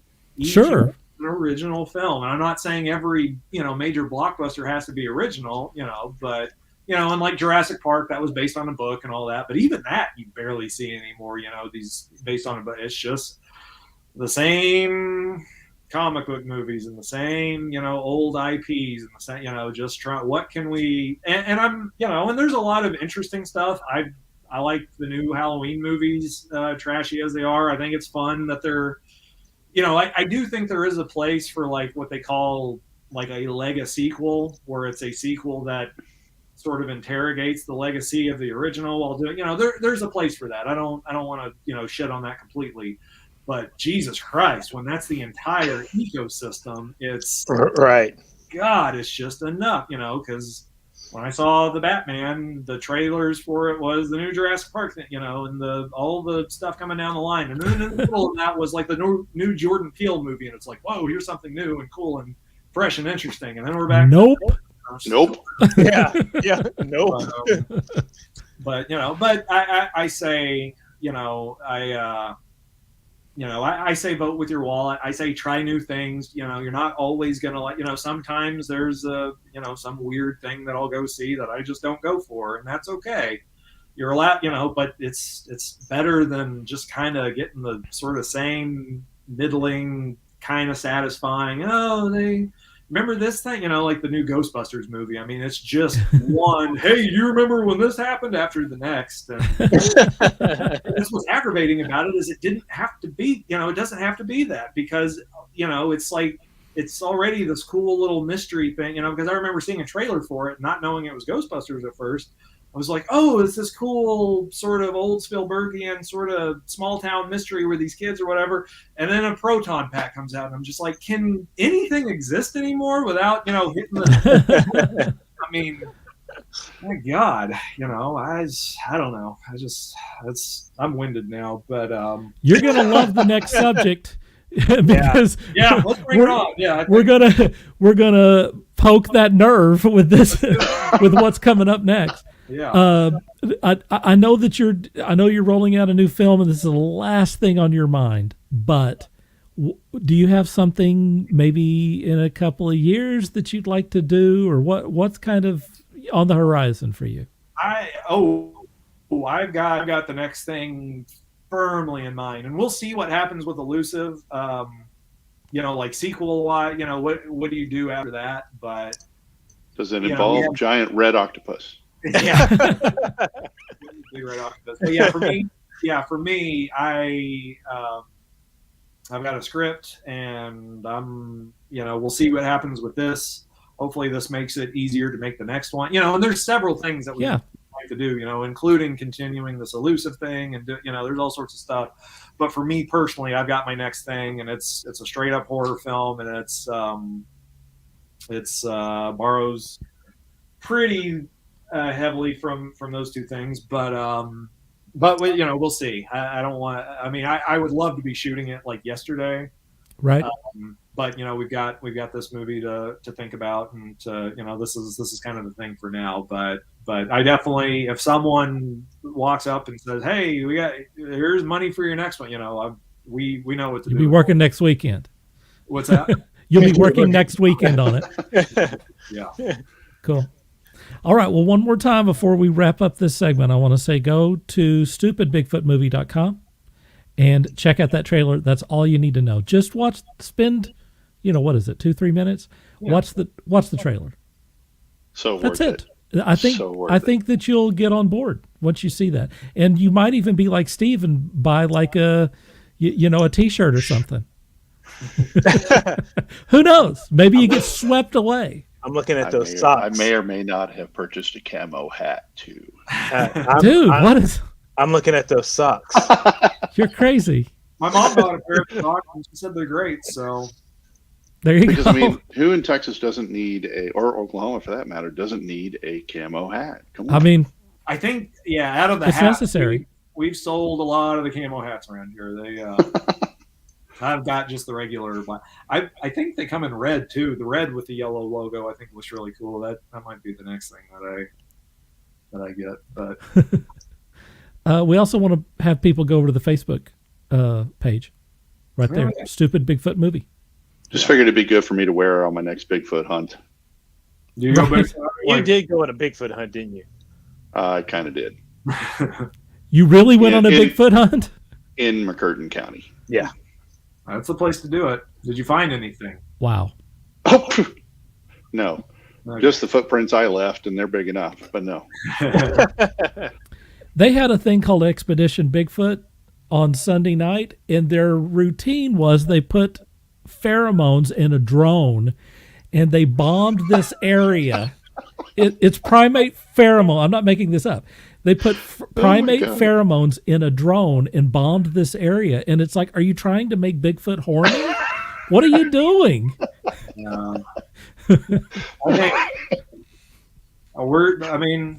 hang on. We've reached the Jurassic Park level where science has gone too far, and that's about to start backfiring real bad. But maybe. That sounds... Maybe. All right, we're going to move on. We're going to give Steve a moment to get my hair back. Sorry, man. And we're going to move on to the... We got Bigfoot boners in our movie. I mean, there's some crazy stuff that happens. So I don't doubt that. We probably just lost half of the people that were interested in seeing it by saying they're contacting their friends right now. 100 more just signed on. That's right. Yeah. All right, we're moving on to the next segment. Let's do it. Please.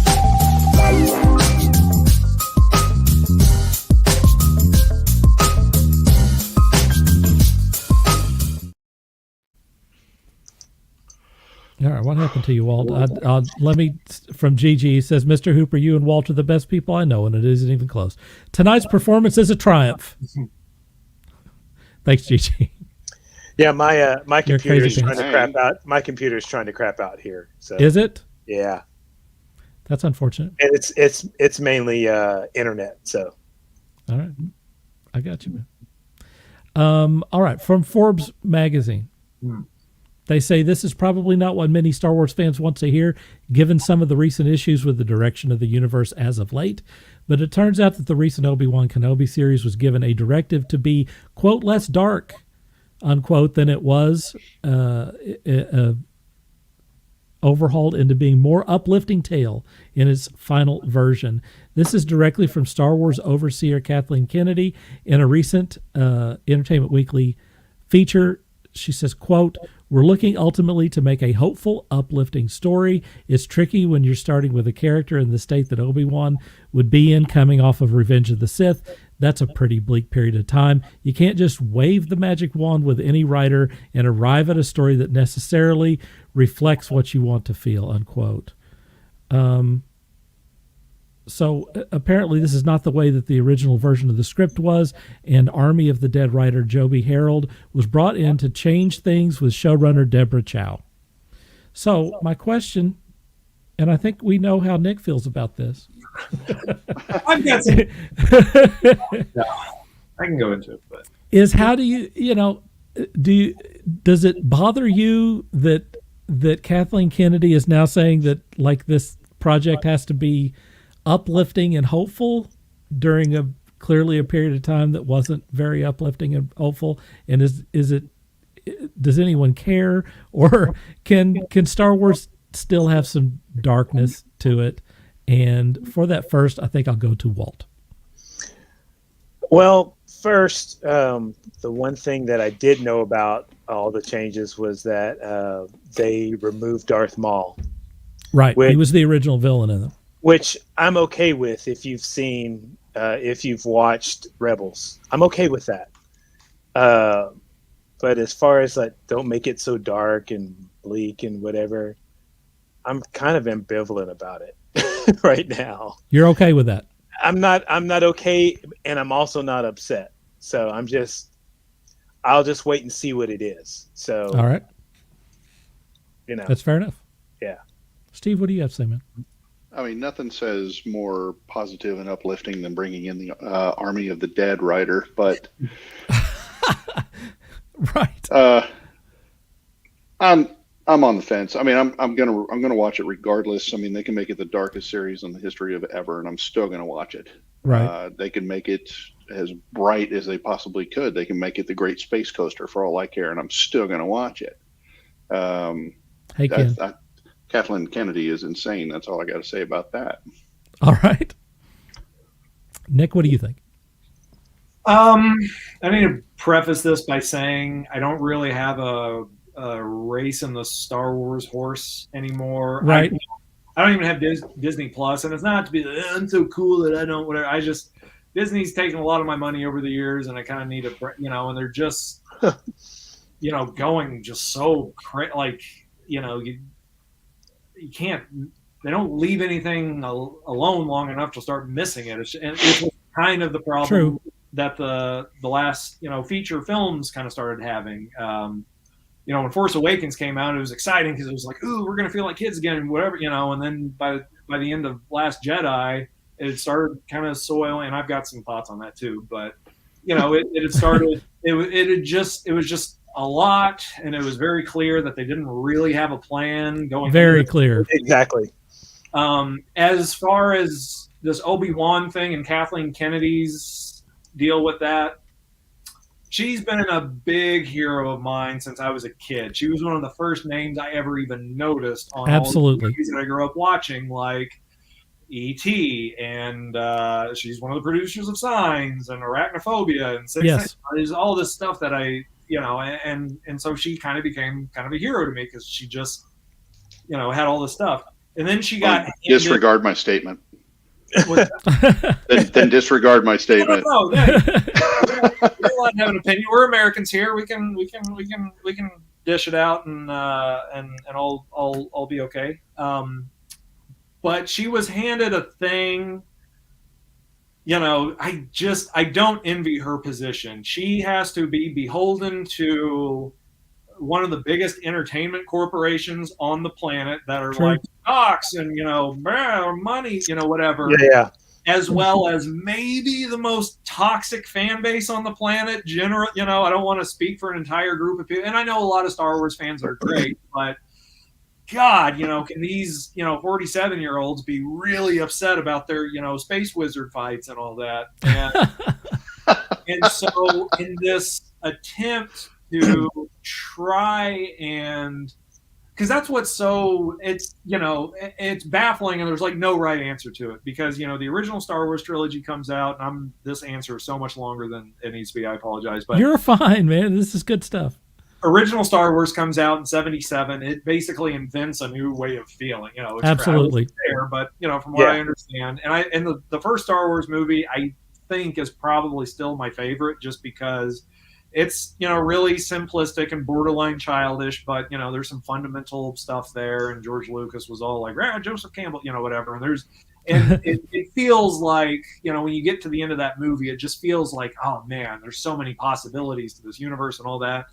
And the more they keep going with that, the smaller the universe gets, and the more entitled certain groups of or sections of the fan base feel to Star Wars is this, it's not that. Star Wars has to be this, it can't be that. It's not. Right. It's gotten so out of control now that it's like, what is Star Wars? What is this thing? And rushing the sequel trilogy didn't help that. It would have been great if it not tried to, bust one out every year, for 5 years straight. I don't think that was the way to do it. And now with all this TV and stuff, it's just kind of like they're throwing spaghetti at the wall. And from what I hear, Mandalorian's really cool. From what I understand, I mean, I'll die not watching it because there's a ton of stuff out there, and I've had enough Star Wars for the time being. And again, it's one more streaming service. I don't care about Disney. I don't care about any, all the stuff that I would want to watch on there, I probably already own anyway. So I'm personally, it's just not my personal cup of tea. And so, with her whole thing, to bring it back to that, Kathleen Kennedy's position of having to, it's nuts to me that she's even still there. Because I figured after like the Solo debacle and, sure, and having to fire the directors halfway through, and yes, we'll never know quite what happened with that. And also, with Episode 9, it was firing Colin Trevorrow and having to have JJ come in and kind of save it. Yep. It's easy to shit on her and be like, whatever, but she's got a really, really hard job. And the fact that she hasn't had a mental, at this point, all the stuff that she's, it's just insane to me. I mean, all these problems. And now Indiana Jones is coming down the pike, and I love Indiana Jones. I love Harrison Ford. I'll be there opening night for the new one, and I'm already mad about it because they got me. I was just like, oh, please stop. Yeah. Right. We're all in the same boat. I'll show up. That's how you get me. But but yeah. So as far as this whole Obi-Wan hopeful thing, I never really understood, because unless there's something, and I'm not the biggest Star Wars fan on the planet. I love the original trilogy a lot, just because of just the the cinema of it. There's a lot that I like about the sequel trilogy, and I really like Rogue One. There's a lot I like about Force Awakens. There's a lot I like about Last Jedi, and there's a lot I'm not crazy about Last Jedi. And I haven't watched Rise of Skywalker since it was in theaters. I've been meaning to kind of go back and rewatch all the movies. But as far as this whole Obi-Wan thing, because I don't really know what there is, because at the end of Sith, he's in a bad spot. And when we meet him in, at the beginning of New Hope, he's kind of a hermit. So how do you make a hopeful thing out of a guy that winds up, I don't really know. And I kind of worry that maybe it's going to be like another Solo thing or something where, you can kind of tell that it got course corrected halfway through. I don't know what the story is. There's no way of knowing. And really and truly, this shit happens way more often, with our beloved properties than we realize. It just happens to come out more, with like Star Wars. Oh, sure. Yeah. It's under such a microscope, but for sure. So yeah, I don't know, I don't know what will happen with that. That was a really long answer from someone that does not have a Disney, doesn't give a shit about the TV shows one way or another. Again, not trying to be like a cool hipster. They're just, not really my cup of tea. I got what I needed to out of the movies, and I want to let it rest for a while. But So yeah, we'll see. Hopefully it's great. I never want anyone to fail, even if it is, basically Disney has become the empire of the First Order, whatever. Yes. Which is really ironic, considering where George Lucas came from, because he was very, independent spirit and wanted to, hold on to everything himself. And For sure. so it's been very bizarre, just what's come of all of that. But yeah, I don't know. We'll see.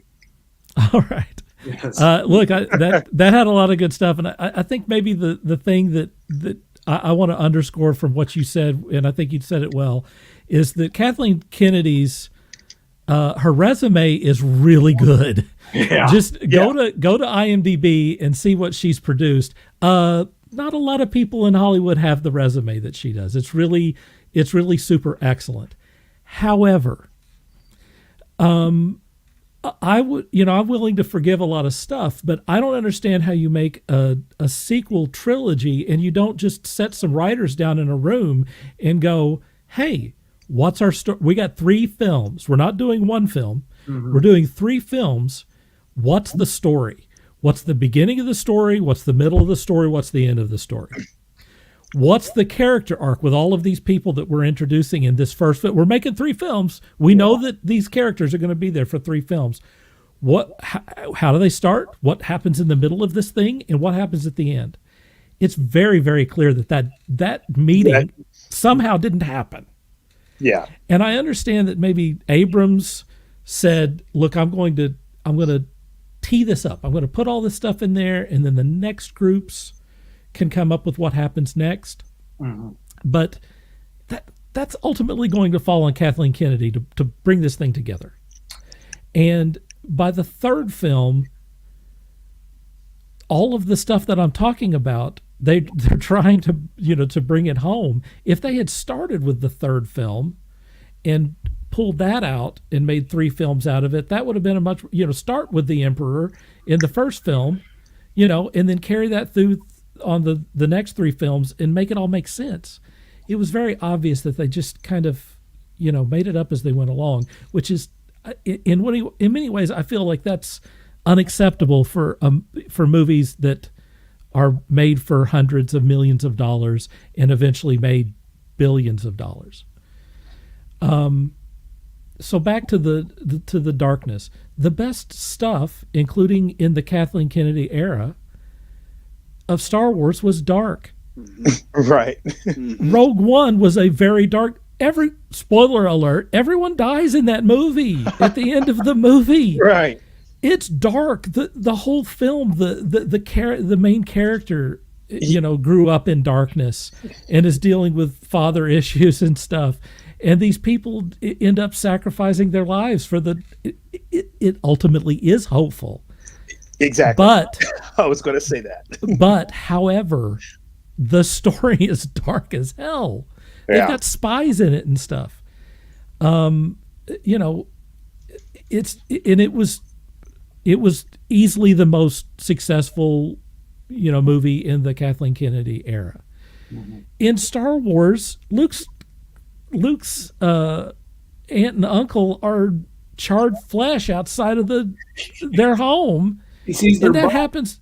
What's that? He sees their bones. He sees their bones. They're smoking out in front of the deal. Yeah. In Empire Strikes Back is a huge downer. We find out that, spoiler alert, Darth Vader is his father. Everyone loses. Han Solo's put in carbonite. Well, it's a terrible ending. It's terrible, and it's like, we'll get to the ending sometime. Well, they had the finale. They had the finale at the beginning of that movie, and they lost. Yeah, absolutely. Easily the best of the prequel series was the final movie, where Darth Vader gets charred and all of the Jedis get wiped out. That's pretty dark. Amidala gives birth to kids and dies. That's dark stuff, folks. And that's the best that Star Wars has to offer. It's difficult to find hope if everything is rainbows and unicorns and happiness. hope comes from the struggle of the darkness that's there, and then going for it and finding the hope despite the darkness. And that's my thought Well on said. that subject. Seems to me that we've made the point several times about how Revenge of the Sith ended so dark, the creation of Darth Vader and the failure of Obi-Wan Kenobi. That series has got to start dark. It's got to at least start dark. I mean, the dude is in a bad Yeah, he lost frame his of buddy. mind, okay? Yeah. And all of in his a friends in the bad frame Jedi of Council. mind. And So, he's on the granted, run. you're going to have a lot of instances there, a lot of darkness, regardless of how well you try to write the story.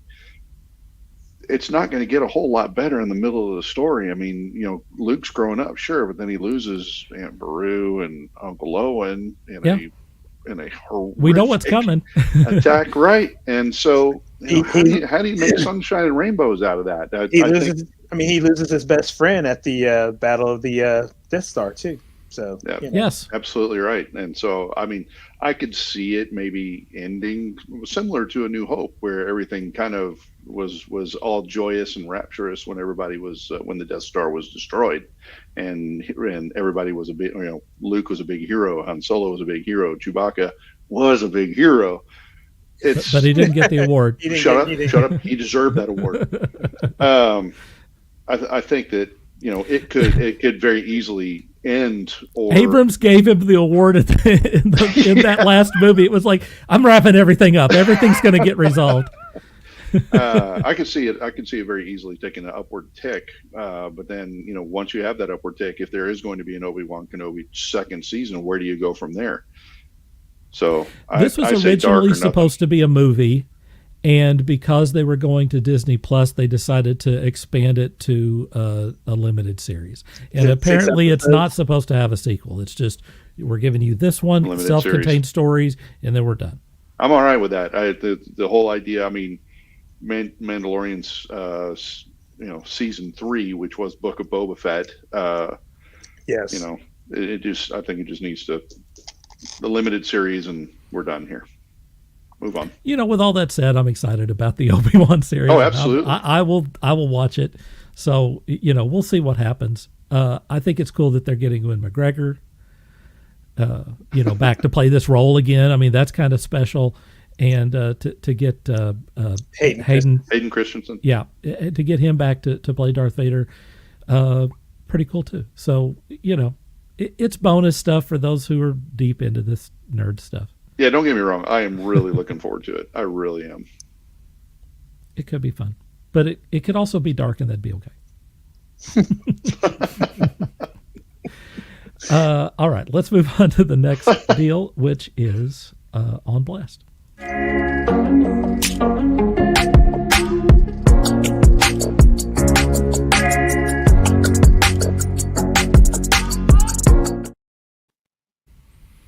All right, On Blast is where we talk about things that we've seen or read or played lately, video games, board games, whatever.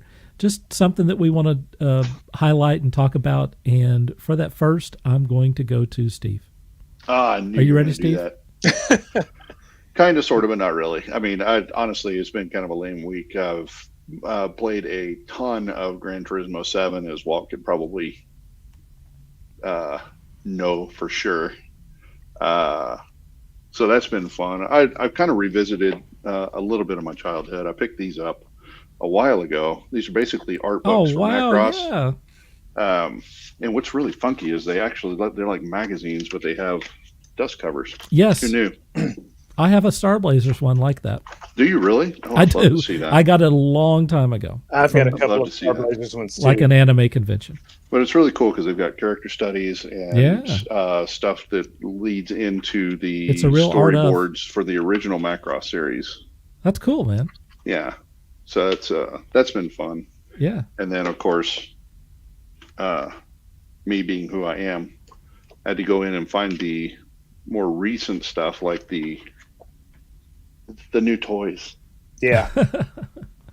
of all the mechas for Macross Delta and some of the Oh my original God. and some more of the more This is deep Macross stuff, Steve. Zero, Frontier, and the original Macross series. But yeah, Yeah, that's pretty much the gist of my week. that's cool, man.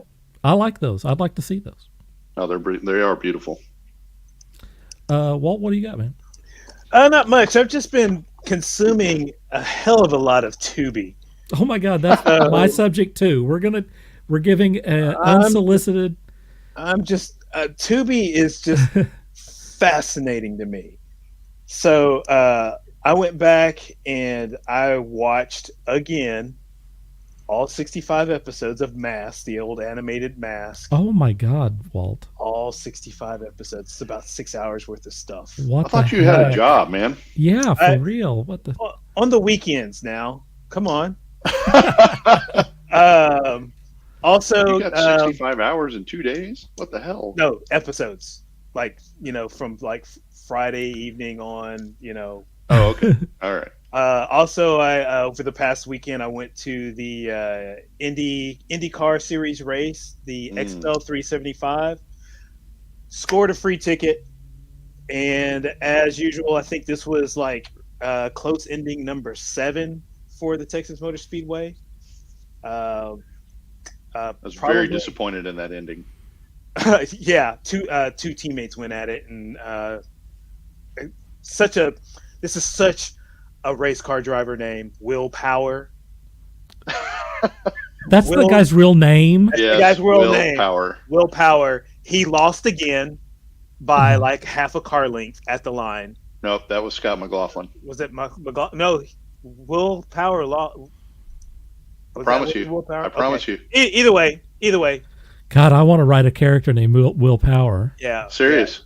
Yeah. I'm serious. I'm going to take your word for it. I'm not going to argue, because all I know is that was a fantastic finish, with it being close that way. Also got to hang her out at the which this is, if you ever go to an IndyCar race, this is the norm. You get to hang out in the garage as the cars are coming off the track. Oh, that's cool. So if you go to my Instagram page, which we'll bring up later, We'll show that here in a minute. I'm down at on pit row after the race, and I'm like literally like 4 feet away from two-time Indianapolis 500 winner Takuma Sato, the only Japanese, only Asian person in the world to ever win the Indianapolis 500. Wow. So he's given a interview, and I'm like, that's Takuma. You're right there. You took the picture. He's right there. Yeah.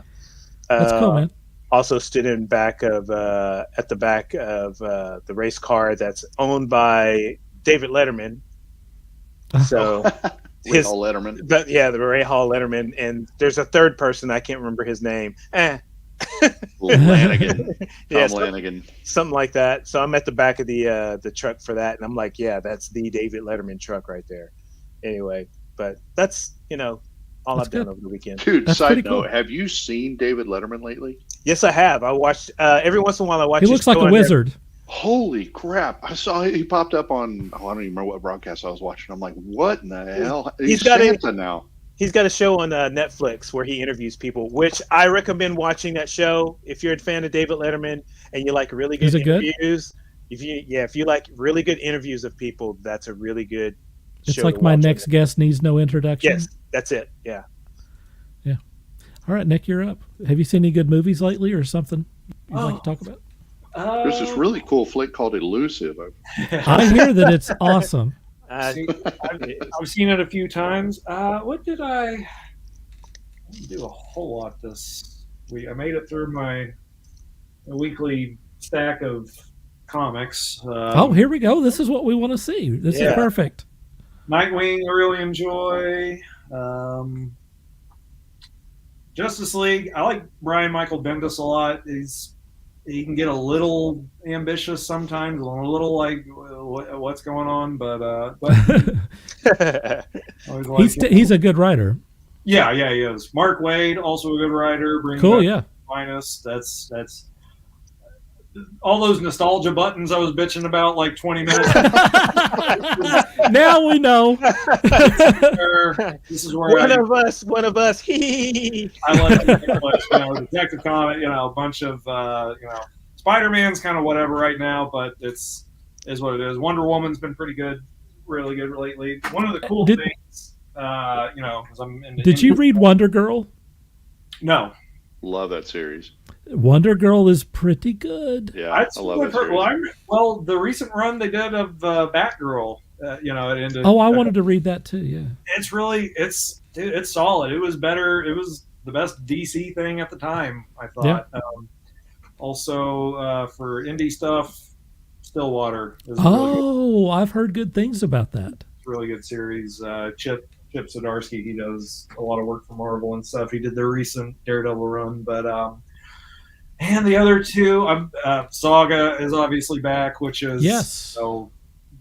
I was really scared about that because it's like it's been gone for years and years now. Is it still going to be, and I mean, it's just as solid as it's ever been. There's this really, really great book right now called Department of Truth. It's also an Image comic. I think that's maybe the best thing happening in comics right now that I'm reading. Wow. I'm not super steeped in the, I have a handful of Marvel stuff and DC stuff that I kind of keep up with, and I try to lean more indie just to support all that. But yeah, Department of Truth is really scary and really messed up and weird. It's James Tynion. Yeah. I think that's how you pronounce his name. But yeah, that's some solid stuff. So yeah, that's kind of my sort of nerdy corner. I mean, you brought it. You did it perfect. I read the first issue of Department of Truth, and it's got a great little twist at the beginning of that first issue. That is nothing compared to the crazy stuff. Really? It's All right. Well, I'll catch up on it then. Yeah, it's a it's any week that it comes out, it's the first one on the stack that I get. I mean, I can't not read it as soon as possible, and it's just getting weirder. And actually, kind of late last year, there were a couple of issues that were over Bigfoot, because it's this whole conspiracy theory, story or whatever. And right. They did one over Bigfoot, and it was dark and it was weird and it was upsetting. And it's yeah, he's a hell of a writer. Really all I've read of his is that he did this sort of quarterly horror periodical called what is it? Razor Blades that he just puts out himself, at him and some other guys, and he had a really good run on the Batman, the regular Batman series for a while. But yeah, Department of Truth. Anyone that's into weird horror stuff, or I love the weirdness. It's about as good right now. It reminded me of kind of an old Vertigo comic, something like Doom Patrol or something like that. Yeah, cool. Well, and it just kind of taps into really, and none of us want to get into it because this is where we come to escape, but some real world stuff about, perceptions and social perceptions and how ideas manifest and all that. It tackles it in a really unnerving way, but I don't know why you keep going. I mean, it's like the most abusive thing that I'm reading. It's just, every week it messes me up, but it's good. We're finding out a lot about Very cool. you, Nick. Absolutely. We're finding out a lot. I don't have a lot to say on this subject. I don't think.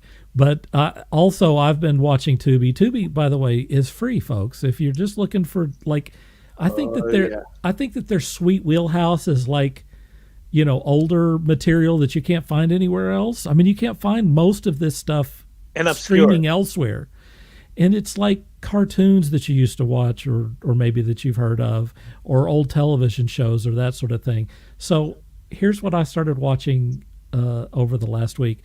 The old 1977 run of Logan's Run. Yes. which It's on my list.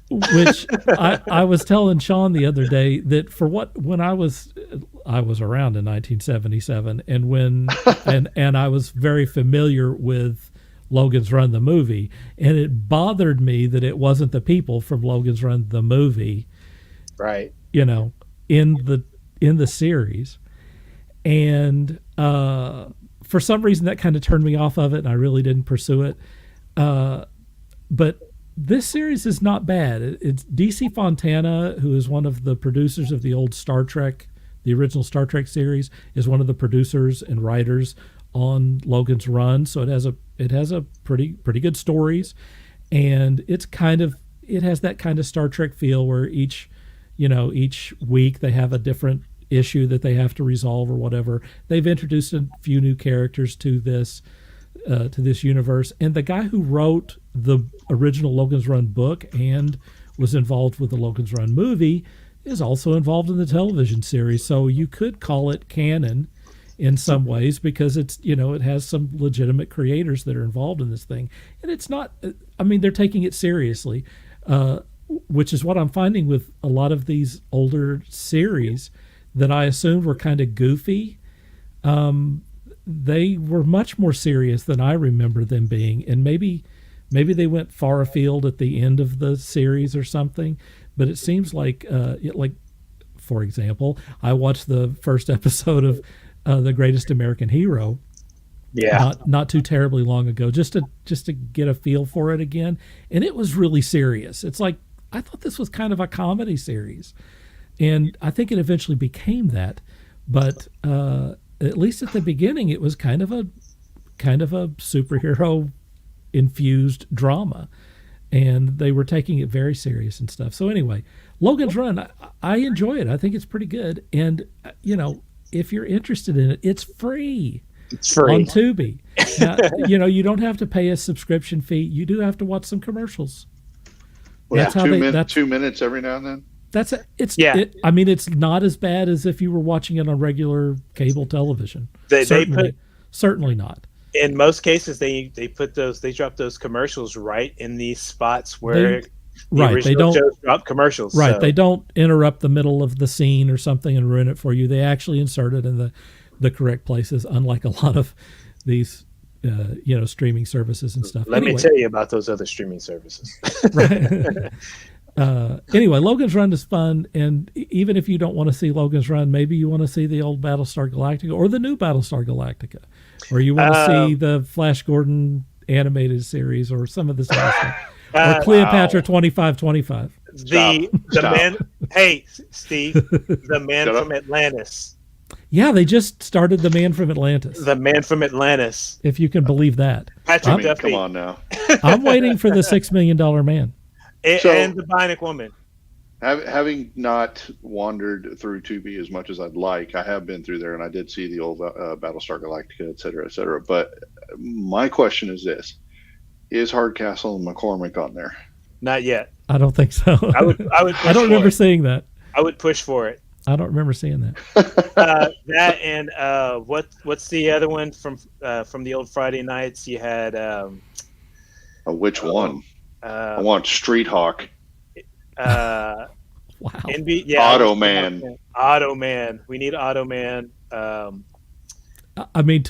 It's the show that came on before Miami Vice on Friday nights with the big helicopter. Airwolf? Airwolf. No, not Airwolf. Oh, Riptide. Riptide. Yeah. Riptide. The Screamy Mimi. Yes, Riptide. I want that show. Hey, folks, it's promo time. Hardcastle and McCormick. Oh, I'm sorry, go ahead. Let's first go to Nick. Tell us where we can find you, man. Or what you want to promote. Yeah, Instagram. I think it's Nick the Sanford. All one. Let me check. I'm terrible with. That's okay. I didn't get back. I was off social media, like all of it, for a good long while, like years. And then when the movie started, it was like, I need to. Because apparently you were doing something productive. Yeah.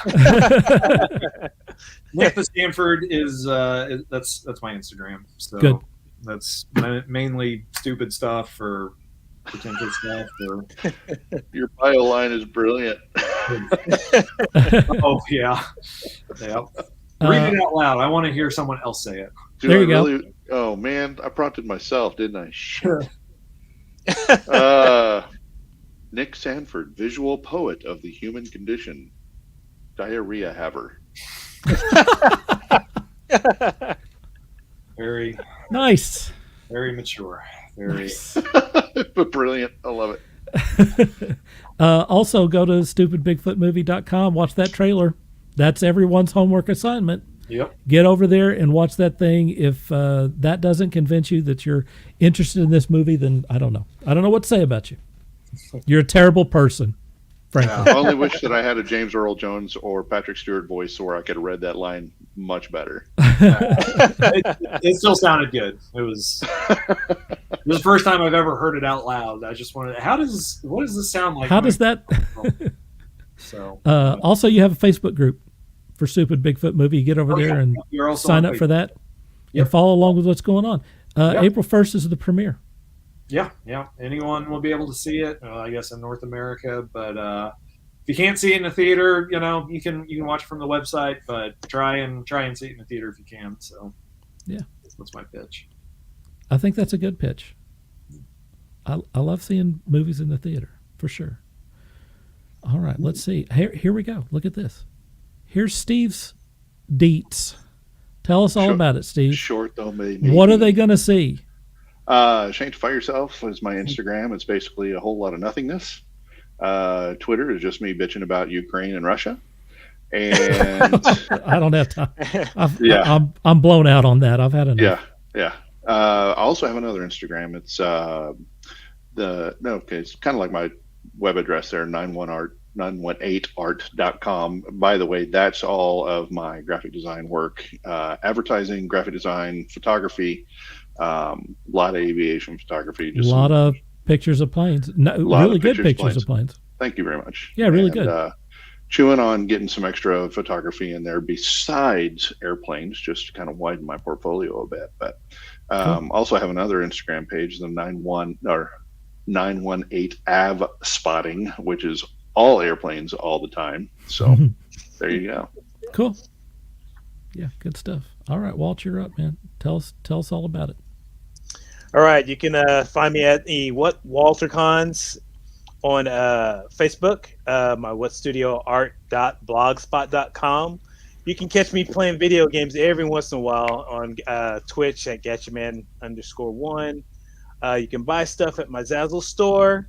Got some pretty cool, I have these masks with my logos, but I have coffee mugs with some character sketches or character drawings and whatnot on there.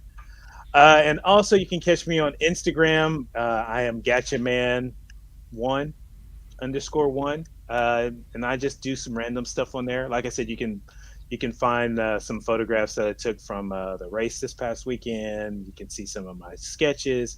You can just see me doing some silly stuff. Yeah. But that's where you can find me. I'm also open for commissions now. So yeah, good stuff, man. Okay. When are you going to switch over to 7zark7.com? 7dark7? 7zark7. Oh, Zark. 7. We don't do that. Don't do that anymore. Sorry, had to throw a dart at him. My bad. Anyway, go ahead. We don't do that. I'm literally everywhere on the internet. If it's on the internet, I'm on it, and you can see all of those things below. I've actually joined 2 new social media platforms this week. Aren't you on Patreon too? Because I can't have enough. I am on Patreon. I don't talk about that on here, but that is for adults only for right now. Speaking of commissions, for the first time in 2 years, I am caught up on art commissions. So now's a great time to get in on art commissions if you're interested, because you'll be number 1 on the list. And that is if you do it right now.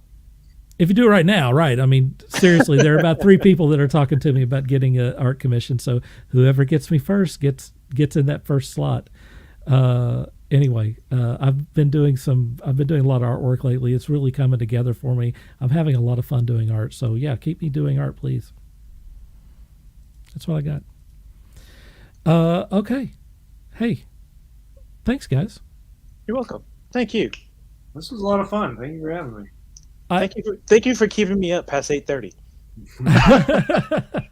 Because I'm old and I'm always tired. Well, and you have a 20-hour commute to work to and from. So it actually takes you 48 hours to go. You know what? Come from. Now that I think about it, it probably does. Nick, are you and the crew going to be up at the Tulsa show? Should be, yeah. Should be. Very Yeah. cool. I look Yeah. forward to that. We Yeah. really, Yeah, we'll paint the town. It'll be fun. we really want to get, some people on from just do maybe do a specific interview. It doesn't have to be on Tuesday nights. We could just get you guys all on at the same time. Yeah, we'll keep in touch. 5, 6, 7 people, cast, crew, whatever. Yeah, definitely. It'd be a lot of fun. We'll focus in specifically on you guys, and you can use it to promote, what you're doing, and we'd love to help you out on that. And keep in touch with us, please, Nick. No, definitely. No, it's very clear to us. You're my new 3 best friends now. Great. That's what we want to hear. We want to hear that. It's gonna get creepy and weird coming from. All right. No, We like that. Yeah, that's great. It's very clear that you're jacked into all the same sort of stupid crap that we are. So and you can tell we're not averse to creepy and weird. It's all we're not. And you got a great project going on, and I want to help you get it out there to the public the best we can. We're not Entertainment Tonight, but Entertainment Tonight wouldn't spend 2 hours with you either. That is true. Yeah, I think you're doing well for yourself. I think it's. Thank you. I think you're doing good. So. Thank you, Steve. Thanks for getting in here at literally the last second. I mean, I had 2 contributors drop. It's always fun. Thanks for putting up with me. Appreciate it. And thanks to you, Walt. I mean, for always having my back. I appreciate it, man. No problem. Oh, Hallmark card. Walt and I are working on a project, and it's fun to work with him on that. That's all we got here. Thanks to everyone for chiming in tonight. We had a pretty good viewers tonight, and I appreciate all of everyone who worked on Elusive chiming in also. That was pretty cool, actually. Yeah, you guys come back. Definitely come back. Absolutely. Yeah. I would Please. not mind seeing an entire show with the whole crew. I think that'd be just the beans. I think that'd be cool. For sure. We'll do something. Yeah. All right. Well, so for Nick, for Steve, for Thick. Whoa, I don't know. Wow. I don't know.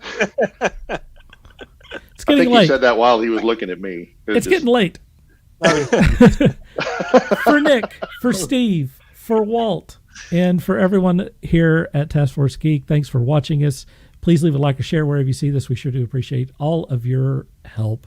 And until next time, this is Dirk Hooper saying, dream hard.